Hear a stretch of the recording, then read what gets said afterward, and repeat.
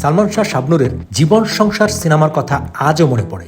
বাস্তবের জীবন সংসারে আমরা এমন এক নায়কের সন্ধান পেয়েছি, হার নামানা এক জীবন, হার নামানা এক যোদ্ধা, যারা হাত পা নিয়েও পিছিয়ে সেখানে হুইল চেয়ারের নায়ক সফল হচ্ছেন।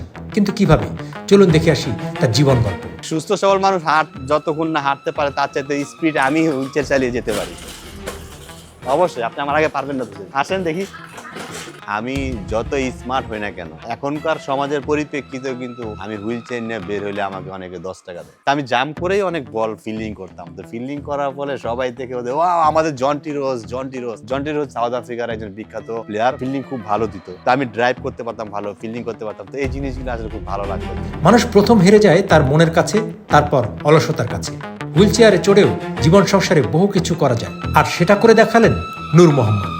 একটু চেষ্টা করলে আমরাও জীবনটাকে সার্থক ও সুন্দর করতে পারি। এজন্য দরকার ইচ্ছা, শ্রম আর লেগে থাকার সাধনা। ছোটবেলা থেকে খেলার সুবাদে যখন ফেসবুক আমি চালু করলাম, যখন আমি ফেসবুকে অ্যাক্টিভ হলাম, তখন হচ্ছে গিয়ে wheel chair cricket welfare association নামে এটার প্রতিষ্ঠাতা মোহাম্মদ মহসিন, তো ওনার সাথে আমার ফেসবুকে অ্যাড হওয়ার পরে উনি ফেসবুকে পোস্ট করতো। তখন আমি বললাম যে ভাই, আমি তো ক্রিকেট খেলতে পারি, আমি তো ক্রিকেটটা খেলতে চাই, তো ছোটবেলা থেকে ক্রিকেট খেলি। তখন সে বললো আচ্ছা ঠিক আছে, তুমি আমার সাথে যোগাযোগ রাখো, কানেক্টিভ থাকো। এটা হচ্ছে 2016 সালে। তখন হচ্ছে গিয়ে আপনার 4টা বিভাগীয় টুর্নামেন্ট হয়, ঢাকা, চট্টগ্রাম, রাজশাহী, খুলনা। সব হুইল চেয়ার, প্রায় 100 জনের মতন হুইল চেয়ার ইউজার আমরা ওইখানে একত্রিত হয়েছিলাম। আমরা যখন হুইল চেয়ার ইউজাররা সবাই একত্রিত হলাম একটা মাঠে জড়বদ্ধ, মনে হচ্ছে যে আমাদের ফ্যামিলি সবাই, এটা মিলন বন্ধন, আমাদের মিলন মেলা আমাদের। আমরা ওইখানে খেলতে আসছি সবাই সাথে, সবাই অনেকের সাথে ফেসবুকে পরিচয় ছিল কিন্তু কখনো দেখা হয়নি। ক্রিকেট খেলার মাধ্যমে সবার সাথে আমাদের দেখা হলো, কথা হলো, হাই হ্যালো হলো। তখন আমরা চিটাগংয়ের সাথে হারার পরে রাজশাহী এবং হচ্ছে গিয়ে আপনার ঢাকাকে আমরা হারাই দিয়া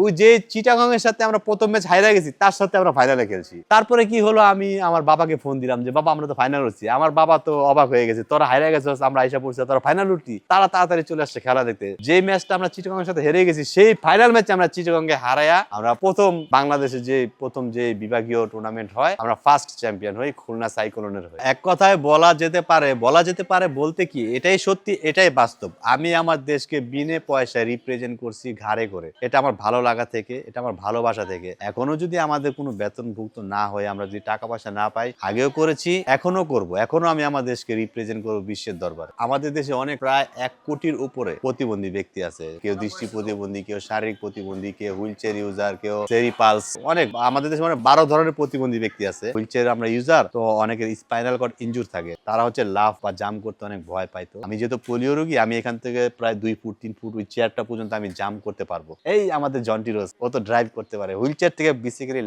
ড্রাইভ দেওয়াটা অনেক ডিফিকাল্ট, অনেক কষ্ট। আমি এখান থেকে জাম্প করে যেতে পারবো। ও ওই প্রান্তে, আমি এই প্রান্তে, যখন রান নিতে যাবো, আমরা হুইল চেয়ার স্পিডে চালিয়ে যেতেছি, ওর সাথে আমার বাড়ি খায়, আমরা পয়রা হয়ে গেছে। তারপর হুইল চেয়ার এখানে রয়ে গেছে, আমরা পয়রা গোড়া হামাগুড়িতে আমরা চলে গেছি। তো অনেক হাততালি দিছে, অনেক ই করছে। ফিল্ডিং করতে গিয়ে আরেক হুইল চেয়ারের সাথে আরেক হুইল চেয়ার ধাক্কা লেগে গেছে। অনেকেই আমাদেরকে বলে যে আমরা সুস্থ থাকা সত্ত্বেও অনেক কিছু করতে পারি না, তোমরা অনেক কিছু করতে পারো, তোমাদের মনোবলটা বেশি। তখন আমি তাদেরকে বলি, দেখেন, ইচ্ছা থাকলে উপায় হয়।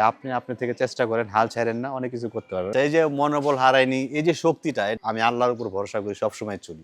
আসলে আমি কিন্তু সাঁতার কাটতে পারি। আমি যে সাঁতার কাটতে পারি, আমার অনেক ফ্রেন্ডরা অবাক হয়ে যায়, আমার ফ্যামিলির অনেক অবাক হয়ে যায়। এবং আমার কয়েকটা ফ্রেন্ড আছে, ওরা হচ্ছে সাঁতার জানে না। আমি ওদেরকে নিয়ে যে মাঝখানে নিয়ে ছাইড়া দিয়ে আসতাম, ওরা ভয়ে আর আসতো না। তারপর হচ্ছে আমি আমাদের যে প্যারা অলিম্পিক যে সুইমিং এর যে প্রতিযোগিতা হয়েছিল, ওইখানে আমি 50 মিটার 3 থেকে 4 মিনিট হবে না, আমি 50 মিটার সাঁতরাইছি। এটা হচ্ছে ঢাকা ইউনিভার্সিটি দোয়েল চত্বরের, যেটা কঠিন কাজ। আচ্ছা, আমি ট্রাই করে দেখি না, ট্রাই করতে তো আর দোষ নাই। আমি না পারলেও চেষ্টা করি যে কোনো বিষয়।